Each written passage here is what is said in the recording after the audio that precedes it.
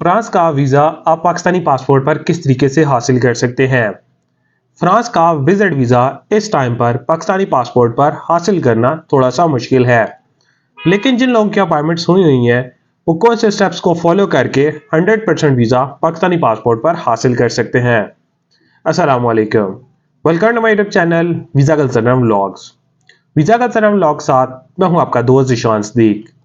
अगर अभी तक आपने हमारा यूट्यूब चैनल सब्सक्राइब नहीं किया तो आपसे रिक्वेस्ट है हमारे यूट्यूब चैनल सब्सक्राइब कर लें और साथ में बेल आइकन लाजमी प्रेस कीजिएगा ताकि आने वाला जो भी व्लॉग हो, वीजा इन्फॉर्मेशन हो, वो आपके पास टाइम बाय टाइम पहुंच सके। आज के इस व्लॉग में हम बात करेंगे शेंजन कंट्रीज में से सबसे खूबसूरत कंट्री जहां पर हर साल लाखों लोग ट्रैवल के लिए जाते हैं। आज के इस व्लॉग में फ्रांस वीजा के बारे में आपके साथ सजेशन शेयर की जाएंगी। फ्रांस वीजा की इस टाइम पर ओवरऑल वीजा रेशियो थोड़ी सी डाउन हुई है क्योंकि पहले एम्बेसी ने बहुत ज्यादा वीजा ग्रांट किए थे, बहुत ज्यादा लोग वहां पर ट्रैवल करके आ चुके हैं और देन इस टाइम पर बहुत सारे लोगों ने अपॉइंटमेंट्स भी बुक की हुई हैं। जिन लोगों ने अपॉइंटमेंट्स बुक की हुई हैं वो कौन से स्टेप्स को फॉलो करेंगे तो उनके वीजा लगने के चांसेस अच्छे हैं, अदरवाइज फ्रांस का वीजा रिफ्यूज भी हो सकता है। फ्रांस का वीजा अप्लाई करने के लिए आपको किसी ऑथराइज्ड ड्रॉप बॉक्स में डॉक्यूमेंट्स नहीं सबमिट करवाने पड़ते। फ्रांस वीजा के लिए आपको डायरेक्ट एम्बेसी में जाकर अपने डॉक्यूमेंट सबमिट करवाने पड़ते हैं, लेकिन इसके लिए भी आपकी प्रॉपर अपॉइंटमेंट होती है।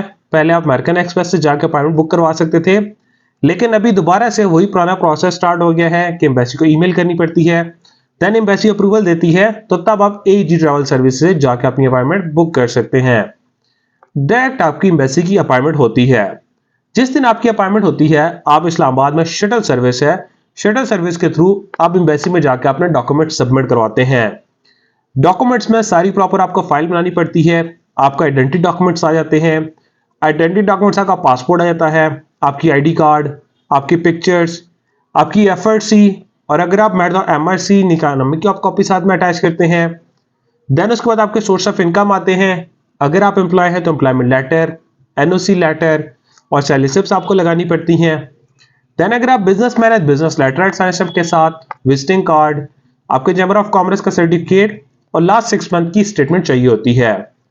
जिन लोगों की बिजनेस की स्टेटमेंट नहीं होती वो अपनी पर्सनल स्टेटमेंट को यूटिलाइज करते हैं, लेकिन प्रॉपर वीजा कवर लेटर में आपको मेंशन करना पड़ता है आप अपनी पर्सनल स्टेटमेंट को एज अ बिजनेस के लिए रन कर रहे हैं, तब आपकी स्टेटमेंट एक्सेप्टेबल होती है। देन उसके बाद ट्रैवल के डॉक्यूमेंट्स रेडी करते हैं। ट्रैवल के डॉक्यूमेंट्स में फ्रांस का वीजा फॉर्म आपको ऑनलाइन फिल आउट करना पड़ता है। Online visa form fill out होने के बाद उसको प्रॉपर एम्बेसी के पोर्टल पर अपलोड भी करना पड़ता है, सबमिट करना पड़ता है। अगर आप उस फॉर्म को सबमिट नहीं करते तो आप एम्बेसी में जाकर अपने डॉक्यूमेंट सबमिट नहीं करवा सकते। प्रॉपर आपको वीजा फॉर्म फिल आउट करके जो आपके ऑथेंटिक इन्फॉर्मेशन है प्रॉपर आप फिल आउट करके उसको सबमिट करते हैं। देन उसका पीडीएफ डाउनलोड करके आप उसका प्रिंट साथ में अटैच करते हैं। देन आपकी टिकट की आइटनरी आ जाती है, आपकी कंफर्म्ड होटल की booking, travel health insurance, visa cover letter और एक शॉर्ट सा जो आपका ट्रिप होता है उसके मुताबिक आपको ट्रैवल प्लान लगाना पड़ता है। तो ये सारे आपके ट्रैवल के डॉक्यूमेंट्स होते हैं। तो ये सारी आपकी प्रॉपर एक प्रोफाइल बनती है और प्रॉपर आप एम्बेसी में जाकर अपने डॉक्यूमेंट सबमिट करवाते हैं। डॉक्यूमेंट सबमिट हो टाइम सम टाइम आपसे इंटरव्यू भी किया जाता है, एक शॉर्ट सा इंटरव्यू होता है और इंटरव्यू वही आपसे जो प्रोफाइल होती है उसी से रेलिवेंट ही क्वेश्चंस किए जाते हैं। क्वेश्चन में जहां से देखा जाए कौन से क्वेश्चंस किए जाते हैं उसमें आपसे क्वेश्चन होता है कि आप फ्रांस क्यों जाना चाह रहे हैं, तो उसे प्रॉपर आपको आंसर करना पड़ता है। देन उसके बाद सेकंड क्वेश्चन कि आप फ्रांस कहां कहां पे विजिट करेंगे, तो आपने जो शॉर्ट से आइटनरी लगाई होती है वो आप प्रॉपर उसको गाइड कर सकते हैं। देन आपका ड्यूरेशन ऑफ स्टे के बारे में क्वेश्चन होता है, आपके जो एक्सपेंडिचर्स हैं आपके एक्सपेंडिचर जो है वो कौन बेयर कर रहा है, आपको कोई बंदा स्पॉन्सर कर रहा है या अपने पर्सनल भी वहां पर जा रहे हैं, तो प्रॉपर वहां पर आपको डिटेल्स प्रोवाइड करनी पड़ती हैं। देन उसके बाद आपके डॉक्यूमेंट सबमिट हो जाते हैं। डॉक्यूमेंट सबमिट होने के बाद आपको एम्बेसी की वीजा फीस पेड करनी पड़ती है जो तकरीबन 25-26 हजार एम्बेसी की फीस बनती है। 80 यूरो एम्बेसी की फीस होती है जो आपको पेड करनी पड़ती है। फीस पेड होने के बाद इसका प्रोसेसिंग टाइम स्टार्ट हो जाता है। इस टाइम पर ओवरऑल जो वीजा डिसीजंस हैं 10 to 12 वर्किंग डेज के अंदर डिसीजन होके पासपोर्ट वापस आ रहे हैं, लेकिन इस टाइम पर एक्सेप्टेंस के चांसेस बहुत कम है, वीजा रिफ्यूजल्स बहुत ज्यादा हो रहे हैं और बहुत कम ऐसे पासपोर्ट्स हैं जिनको वीजे ग्रांट किए जा रहे हैं। जिन लोगों ने ऑलरेडी फ्रांस में ट्रैवल भी किया हुआ है उन लोगों के वीजे भी रिफ्यूज हो रहे हैं। जिन लोगों के यूके, यूएस, कनाडा बहुत कंट्रीज के उनके वीजे वैलिड भी हैं, ट्रैवल भी ऑलरेडी कर चुके हैं, तो इस टाइम पर बहुत ज्यादा फ्रांस के वीजे भी रिफ्यूजल्स हो रहे हैं। पर डे जो पासपोर्ट वापस आ रहे हैं उसमें से 90% इस टाइम वीजा रिफ्यूजल्स हैं, 10% एक्सेप्टेंस के चांसेस हैं। अगर आपके फैमिली विजिट वीजा का इन्विटेशन है तो आपके फैमिली के वीजा के चांसेस ज्यादा हैं, या आपकी कोई कॉन्फ्रेंस है, मीटिंग है, तो इस टाइम पर बिजनेस वीजा के इन्विटेशन अगर आपके पास है तो बिजनेस वीजा के भी चांसेस अच्छे हैं। अगर आप नॉर्मल विजिट वीजा अप्लाई कर रहे हैं तो इस टाइम पर वीजा रेशो बहुत डाउन है। आप दूसरे कंट्रीज का वीजा अप्लाई कर सकते हैं, उससे आप नीदरलैंड्स का वीजा अप्लाई कर सकते हैं, जर्मनी का वीजा अप्लाई कर सकते हैं, देन आपके पास लग्जमबर्ग का वीजा है, आप हंगरी का वीजा, ये वो कंट्रीज है इनकी वीजा रेशो ओवरऑल इस टाइम पर अच्छी आ रही है, तो आप इन कंट्रीज का वीजा अप्लाई कर सकते हैं। और अब हम बात करते हैं अगर आपके पास अपॉइंटमेंट्स अवेलेबल हैं और आप वीजा अप्लाई कर रहे हैं तो कौन से स्टेप्स को आपको फॉलो करना होगा।